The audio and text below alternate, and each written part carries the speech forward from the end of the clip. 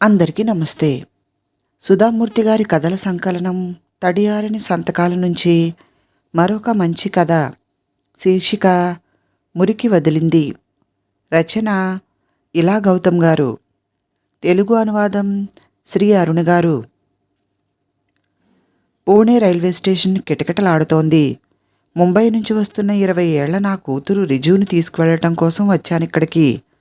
కానీ స్టేషన్లోని జనాల గోల చికాకు పెడుతుంది. రాత్రి 8:30 అయినా పూణే అంతా ఇక్కడే ఉన్నట్లు అనిపిస్తుంది. ఆదరా బాదరాగా తిరుగుతున్న ఆ జనాల్ని చూస్తుంటే కుంభమేళాలో ఉన్నట్లు అనిపించింది నాకు. దీనికి తోడు వాతావరణం కూడా బాగోలేదు. ఓసారి జోరుగా కురుస్తూ మరోసారి చిరుజల్లులు పడుతూ ముసురుకుంటున్న జూలై సాయంత్రం అది. హైదరాబాదులో 3 ఏళ్ల కోర్సు చేస్తున్న రిజుకు ముంబైలో ఇంటర్న్షిప్ వచ్చింది.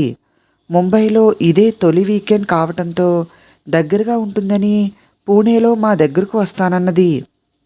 డక్కన్ క్వీన్ ఎక్స్ప్రెస్ కోసం నేను, మా వారు శేఖరు ఆదుర్దాగా ఎదురుచూస్తున్నాం.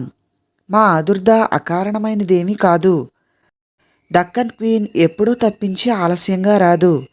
రావాల్సిన సమయమైందని స్టేషన్లో గడియారం ముళ్ళు చెబుతున్నా ఇంకా ఎలాంటి అనౌన్స్మెంటు లేకపోవడంతో మాలో కాసింత ఆందోళన మొదలైంది. రిజు ఫోన్కి ట్రై చేస్తుంటే అదే పనిగా బిజీ వస్తుంది. వెళ్ళి ఎంక్వైరీ కౌంటర్లో పరిస్థితి ఏంటో అడగరాదు. బహుశా ఇవాళ ప్లాట్ఫామ్ నెంబర్ 1 పైకి రావట్లేదేమో. అదే అయితే నేను బయటికెళ్ళి గేటు దగ్గర నిలబడతాను అన్నాను శేఖర్తో. శేఖర్ కనుక్కోవటానికి వెళ్ళాడు. నేనదే పనిగా రిజు సెల్కు ట్రై చేస్తూనే ఉన్నాను. కానీ ఫలితం లేదు. అయినా ఆగకుండా మళ్ళీ మళ్ళీ నొక్కుతుంటే ఉన్నట్టుండి నా ఫోనే మోగింది. ఏదో తెలియని నెంబర్ నుంచి వచ్చిందది. రింగ్ పూర్తవకుండానే ఎత్తి ఎడమ చెవి దగ్గర పెట్టుకున్నాను. జనాల గోల వినబడకుండా కుడి చేత్తో చెవిని మూసుకున్నాను. నెంబర్ తనది కాదు గాని గొంతు మాత్రం రిజుదే. అమ్మా, నా ఫోన్ డెడ్ అయింది. ఇవాళ ఫోన్ ఛార్జ్ చేసుకోవడానికి టైం లేకపోయింది. పక్క వాళ్ళ ఫోన్ తీసుకుని మాట్లాడుతున్నాను. విషయం ఏమిటంటే పట్టాలపైకి నీళ్లు రావటంతో మా ట్రైను పూగేవాడి స్టేషన్లో ఆగిపోయింది. అందరినీ దిగిపోమంటున్నారు. అంతా దిగిపోతున్నారు కూడా. నాతో పాటు ప్రయాణం చేస్తున్న ఒక కుటుంబం వాళ్ళు దగ్గరలో ఏర్పాటు చేసిన క్యాంపుకు వెళుతున్నారు. నేను వాళ్లతో వెళ్ళనా? ఏం చేయమంటావమ్మా?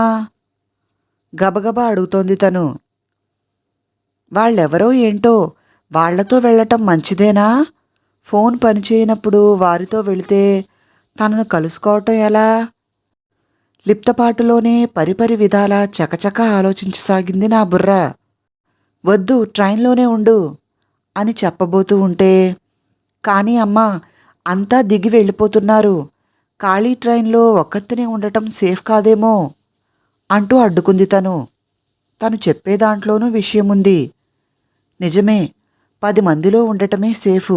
ఒక పని చెయ్యి, దగ్గరలోని పూగేవాడి బస్టాండ్కి వెళ్ళి అక్కడుండు. మేము సాధ్యమైనంత త్వరగా అక్కడికి వస్తాము. అక్కడి నుంచి కదలకు, మేము కనుక్కోలేము అనేశాను లైన్ డెడ్ అయ్యేలోపు. నా సంభాషణ ముగిసే దశలో వచ్చిన శేఖర్ కూడా అదే సమాచారం మోసుకొచ్చాడు. ఫోన్ పెట్టేయగానే విషయమంతా చెప్పాడు. నిజానికి మేము పూణేకు కొత్త. ఫుగేవాడి ఎక్కడో, డక్కన్ క్వీన్ ఎక్కడో, మా కూతురు ఎక్కడో అంతా అయోమయంగా ఉంది. చిత్తడులో జనాలందరినీ దాటుకుంటూ సాధ్యమైనంత త్వరగా బయటకొచ్చాము. కారులో కూర్చుని ఊపిరి పీల్చుకున్నాం. శేఖర్ త్వరగానే ట్రాఫిక్ను, స్టేషన్ చుట్టూ జనాలతో కూడిన వీధుల్ని దాటించాడు. వాన ఆగకుండా పడుతూనే ఉంది. కారు వైపర్ వేగంగా అద్దాన్ని తుడుస్తున్నా ఆ చీకట్లో రోడ్డు సరిగ్గా కనిపించటం లేదు. స్టేషన్ నుంచి దూరం వస్తే రోడ్డుపై ఒక్కరూ లేరు. అయినా నా పిచ్చిగాని అంత వర్షంలో ఆ రాత్రిపూట ఎవరుంటారని? మామూలుగా తొందరపడకుండా డ్రైవ్ చేసే శేఖర్ చేతుల్లో మా మారుతి 800 అసాధారణ వేగంతో పోతుంది. మాలోని ఆందోళన ఆ వేగంలో కనిపిస్తుంది. రోడ్డేమీ బాగోలేదు. వానకు గుంతలు తేలాయి. కానీ అవేమీ పట్టించుకునే పరిస్థితుల్లో లేము. ఆందోళన మా కారులో రాజ్యమేలుతుంది. మధ్యలో ఒక చోట ఆగి ఎటు పోవాలో అడిగాము. వాళ్ళు చెప్పిన దారిలో యూనివర్సిటీ వైపు దూసుకువెళ్ళిపోతుంది కారు. సమయం కదిలిపోతుంది. ఈ మధ్యే ఢిల్లీ నుంచి వచ్చిన నాలో 1,00,000 అనుమానాలు ముప్పిరుగొన్నాయి.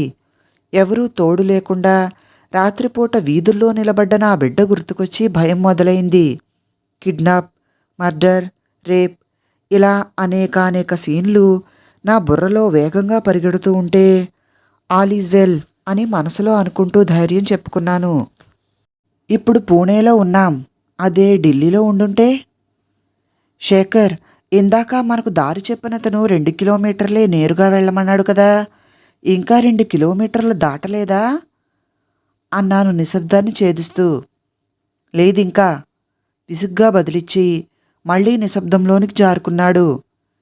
రిజుపై ఎక్కడా లేని కోపం రాసాగింది. ఎందుకింత నిర్లక్ష్యంగా ఉంటుందో అర్థం కాలేదు. కనీసం ఫోను ఛార్జింగ్ పెట్టుకోవాలని తెలియదా? అవసరమైనప్పుడు వాడుకోవటానికి కాకపోతే సెల్ ఫోన్ ఉండి ఏం లాభం? ఇలాంటి ఎమర్జెన్సీలు ముందుగా ఏమైనా చెప్పి వస్తాయా? కనిపించని దాన్ని దులిపేస్తా, మళ్ళీ మర్చిపోకుండా దులిపేయాలి. చిచ్చి, ఎంత నిర్లక్ష్యపు పిల్లో అనుకుంటూనే ఎక్కడుందో, తనకేమవుతుందో, దేవుడా నా బిడ్డను కాపాడు అనుకుంటూ పదే పదే ప్రార్థిస్తోంది మనసు. అనాలోచితమే అయినా నా మనసంతా తనపై కేంద్రీకరించి నా మనోశక్తిని పంపిస్తే తనకే ఆపద రాదు అని కూడా అనిపించింది ఆ క్షణాన. ఓ బ్రిడ్జ్ దాటిన తర్వాత చూస్తే మాకు ఇంతకు ముందు చెప్పిన గుర్తులకు ఆ ప్రాంతానికి ఏమాత్రం పొంతన లేదనిపించింది. కుడి చేతి వైపు రోడ్డు ఉంటుందని చెప్పాడాయన, కానీ అలాంటిదేమీ ఇక్కడ కనిపించటం లేదు. మనం సరైన దారిలోనే వెళుతున్నామా శేఖర్? వాదించే ఓపిక లేక నాతో అంగీకరించాడు. నాకు అదే అనిపిస్తుంది అన్నాడు. అడుగుదామంటే రోడ్డుపై ఎవరూ కనిపించటం లేదు. దారి తప్పామని తెలిసిపోయింది. కానీ ఏం చేసేది? అంతలో మా దారిలోనే 2 వ్యక్తులు వేగంగా నడుచుకుంటూ వస్తున్నారు. వాళ్ళని అడిగాం. మీరు దారి తప్పారు. యూటర్న్ తీసుకుని వెనక్కి వెళ్ళి బ్రిడ్జ్ దాటి ములా నదికి అవతల వైపుకి వెళ్ళండి. బ్రెమెన్ చౌక్ వచ్చేదాకా వెళ్ళాక అక్కడి నుంచి కుడివైపు రోడ్డు తిరగండి అంటూ వాళ్లలో ఒకతను దారి చెప్పాడు. దేవుడా, ఇప్పటికీ చాలా ఆలస్యమైంది. మళ్ళీ వెనక్కి వెళ్ళాలంటే సమయం పడుతుంది. అందుకే ఆశతో, ఇంకా ఏమైనా దగ్గర దారుందా అని అడిగాను. లేదు, అదే దారి అన్నాడతను తల అడ్డంగా ఊపుతూ. ఏం చేస్తాం, వేరే దారి లేదు. వాళ్ళిద్దరికీ థ్యాంక్స్ చెప్పి కారుని వెనక్కి తిప్పి బ్రెమెన్ చౌక్ వైపు నడిపించాం. వాచ్ చూసుకునే ధైర్యం చేయలేకపోయాను నేను. మొత్తానికి కొద్దిసేపటికి ఆ చౌకుకి చేరుకుని కుడివైపుకు రోడ్డులోనికి ప్రవేశించి కనిపించిన దారిలో దూసుకుపోయాం.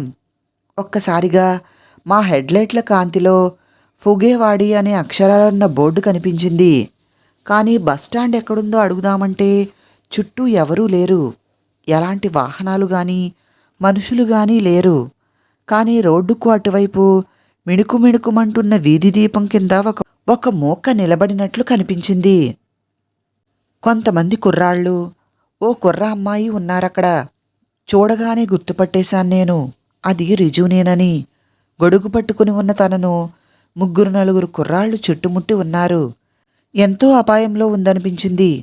ముక్కు మొహం తెలియని ఆ దుర్మార్గులు ఖచ్చితంగా రిజుని ఇబ్బంది పెట్టడానికో లేదా ఇంకేదైనా చేయటానికో చుట్టుముట్టారు.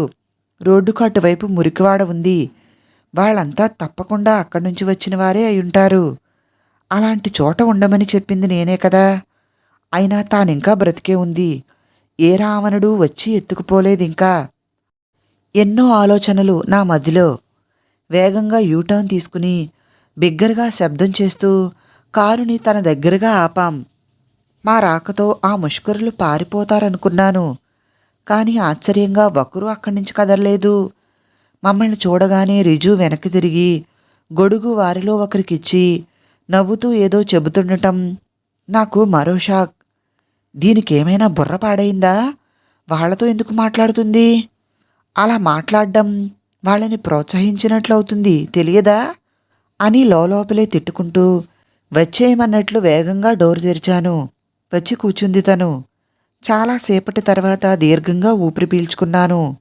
మా ఒక్కగానొక్క బిడ్డ ఎలాంటి ప్రమాదం లేకుండా హాయిగా మాతో కలవగానే వెనక్కి వచ్చేటప్పుడు కారు వేగం మళ్ళీ మామూలైంది. ఆ మురికివాడ కుర్రాళ్లతో అలా నవ్వుతూ తుళ్ళుతూ ఎందుకున్నామని అడిగాము. అమ్మా, నువ్వు చెప్పినట్లే ట్రైన్ దిగి బస్ స్టాప్కు చేరుకోగానే అక్కడెవ్వరూ లేరు. అదో రిక్వెస్ట్ బస్ స్టాప్ మాత్రమే. చాలాసేపు అక్కడే నిలబడి వేచి చూశాను. అప్పుడు ఈ కుర్రాళ్ళొచ్చి ఇక్కడెందుకు నిల్చున్నారని అడిగారు. విషయం చెప్పాను.